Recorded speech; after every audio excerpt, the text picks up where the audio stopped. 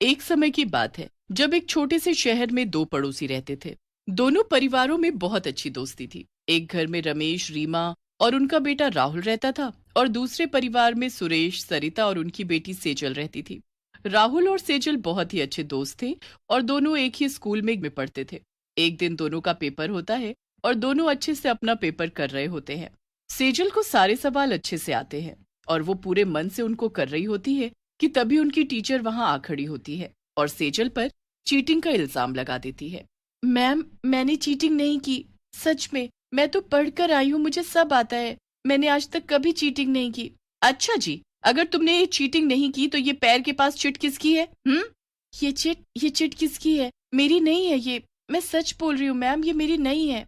सेजल को पूरी क्लास के सामने टीचर बहुत डांटती है और उसका पेपर भी छीन लेती है। सेजल बहुत रोती है पर टीचर उसकी एक नहीं सुनती। वो सेजल का पेपर कैंसिल कर देती है और सेजल का रो रो कर बुरा हाल हो जाता है। सेजल स्कूल के गेट पर बैठी पागलों की तरह रोती रहती है। जब सबका पेपर खत्म हो जाता है तो वहां राहुल आता है। सेजल, ये सब क्या हुआ? तुमने चीटिंग क्यों की? नहीं, वो चिट मेरी नहीं थी। सच में, तुम तो मुझे जानते हो ना, मैं ऐसा कभी नहीं कर सकती। हाँ, मुझे लग ही रहा था कि वो चिट तुम्हारी नहीं हो सकती। पर फिर किसकी चिट थी वो? और तुम्हारे पैर के पास कैसे आई? नहीं जानती मैं, बस इतना जानती हूँ कि अब सब बर्बाद हो गया। तुम पहले बिल्कुल चुप हो जाओ और घर चलो। घर? नहीं नहीं, मैं क्या बताऊंगी घर पर। बाबूजी तो पहले ही बीमार है। अभी कुछ मत बताओ, पर जब बाबूजी ठीक हो जाएं, तब बता देना। सेजल और राहुल अपने अपने घर आ जाते हैं। सेजल उदास शक्ल लेकर अपने घर आती है।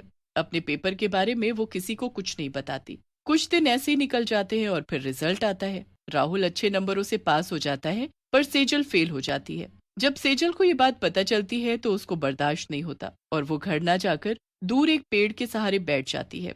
रात हो जाती है और सेजल को बहुत तेज भूख लगने लगती है। वहां आसपास कुछ नहीं होता पर फिर उसकी नजर वहां पास में पड़ी मिठाई पर जाती है जिस पर ढेर सारी मक्खी भिनक रही होती है। सेजल इतनी भूखी होती है कि वो उनको मक्खियों को हाथ मारती है और वो मिठाई खा जाती है। मिठाई खाते ही वहां एक बड़ी सी मक्खी आ जाती है। सेजल उसे देखकर जोर से चिल्लाती है, तूने ये क्या किया? मेरे बच्चे को मार डाला? तुम्हारा बच्चा? हाँ, मेरा बच्चा, जिसे तूने मार डाला। मैं तुझे नहीं छोड़ूंगी। अब तुझे मैं श्राप देती हूँ कि तू भी मरेगी और मरने के बाद तू मक्खी की जिंदगी जिएगी। शांति नहीं मिलेगी तुझे। नहीं नहीं, मैंने जानकर ऐसा नहीं किया। इतना कहकर वो बड़ी सी मक्खी गायब हो जाती है और सेजल उसकी बातों से बड़ी परेशान होकर घर वापस जाने लगती है। सेजल रोड क्रॉस कर ही रही होती है कि तभी एक ट्रक सामने से आता है और सेजल उस ट्रक के नीचे दबकर मर जाती है। वहां आसपास कोई भी सेजल को बचाने वाला नहीं होता और ट्रक वाला भी वहां से भाग जाता है। सेजल तड़प तड़प कर मर जाती है। मरने के बाद सेजल के शरीर से उसकी आत्मा बाहर आती है जो एक चुड़ैल मक्खी के रूप में होती है। ये क्या हो गया मेरे साथ? मैं मर नहीं सकती, मैं नहीं मर सकती। चुड़ैल मक्खी अपने मरे हुए शरीर को देखकर चिल्ला ही रही होती है कि तभी उसकी नजर खुद के पंखों पर जाती है। वो अपने आप को हवा में उड़ते देखती है तो उसे पता चलता है कि वो एक चुड़ैल मक्खी बन गई है। ये क्या हो गया? उस मक्खी का श्राप लग गया मुझे। अब मैं क्या करूं? चुड़ैल मक्खी अपने घर जाती है तो वहां उसकी माँ और बाबूजी उसके लिए परेशान हो रहे होते हैं। चुड़ैल मक्खी उनके सामने जाती है और आवाज देने लगती है पर वो इतनी छोटी होती है कि किसी का ध्यान उस पर जाता ही नहीं। उसके बाद वो अपने कमरे की खिड़की पर बैठ जाती है कि सामने वाले घर में उसे राहुल दिखता है। वो बेचारा बड़ा उदास लग रहा होता है। राहुल, राहुल, इधर देखो, मैं सेजल, तुम्हारी दोस्त। चुड़ैल मक्खी की आवाज राहुल तक नहीं पहुंच पाती। चुड़ैल मक्खी परेशान होकर उड़ती हुई सीधा राहुल के पास जाती है।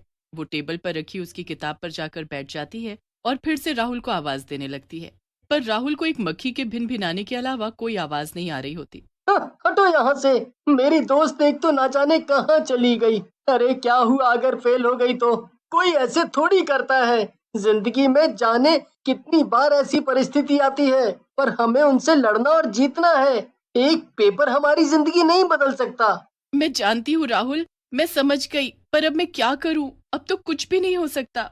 चुड़ैल मक्खी राहुल के आसपास ही भटकती रहती है और उसे सब बताने की कोशिश करती है पर ना उसे देख पाता है और ना ही वो सुन पाता है।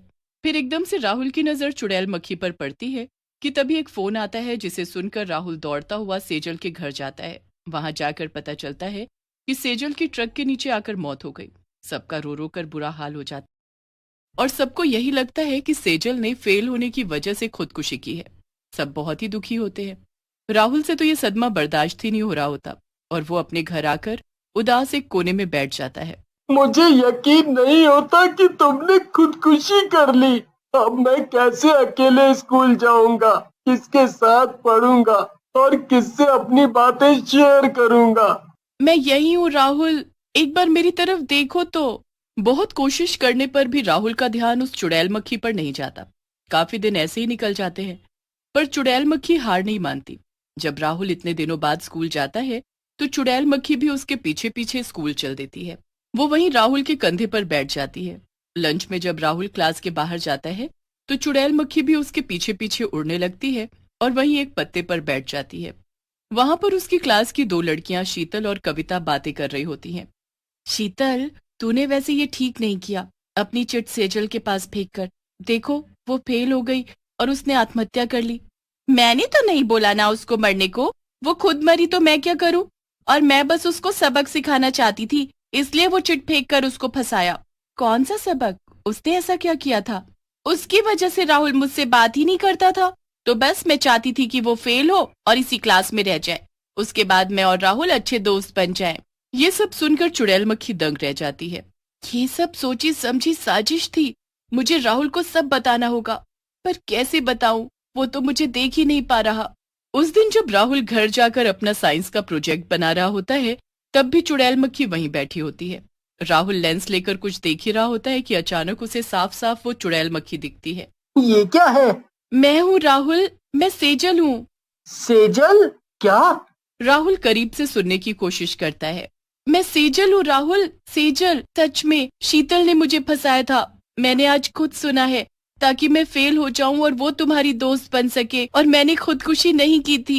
सेजल अपनी पूरी कहानी राहुल को बताती है। राहुल सारी कहानी सुनकर हैरान रह जाता है। ये सब क्या से क्या हो गया? अब मैं तुम्हें वापस तो नहीं ला सकता, पर तुम्हारे ऊपर से ये चीटिंग का इल्जाम हटाकर रहूंगा, और उसके बाद मैं उस मक्खी को ढूंढकर उससे वो श्राप वापस लेने को कहूंगा, ताकि तुम्हें मुक्ति मिल सके। तुम परेशान मत हो सेजल। अगले दिन पेपर होता है। राहुल और चुड़ैल मक्खी साथ में स्कूल जाते हैं। चुड़ैल मक्खी शीतल से अपना बदला लेने को तैयार रहती है। वो एक चिट को खिसका खिसका कर शीतल तक पहुंचा देती है और बस टीचर वो चिट देख लेती है। उसके साथ भी बिल्कुल वही होता है जो सेजल के साथ हुआ था। छुट्टी के वक्त राहुल शीतल के पास जाता है। रो क्यों रही हो शीतल? अब इसकी आदत डाल लो, क्योंकि जिसके साथ तुमने ये किया वो वापस आ गई है अपना बदला लेने। ये तुम क्या बकवास कर रहे हो? अच्छा, यकीन नहीं होता तो ये देख लो। शीतल राहुल के हाथ पर चुड़ैल मक्खी को देखकर दंग रह जाती है। डरो मत, ये सेजल ही है जिसका ये हाल तुम्हारी वजह से हुआ है। अब ये तुम्हें नहीं छोड़ेगी। नहीं, मुझे माफ कर दो सेजल, ऐसा मत करना। अगर तुम चाहती हो कि सेजल तुम्हें माफ करे, तो कल सबके सामने तुमको सबको सच बताना होगा, समझी? मैं बता दूंगी, सच में बता दूंगी, पर मुझे कुछ मत करना प्लीज। अगले दिन शीतल सबके सामने सब सच सच बता देती है। चुड़ैल मक्खी सुनकर बड़ी खुश होती है कि उसके ऊपर से चीटिंग का आरोप हट गया। उसके बाद राहुल उसी जगह जाता है जहाँ बड़ी मक्खी रहती है। वहां जाकर वो बड़ी मक्खी को आवाज देता है। आवाज सुनकर बड़ी मक्खी बाहर आती है।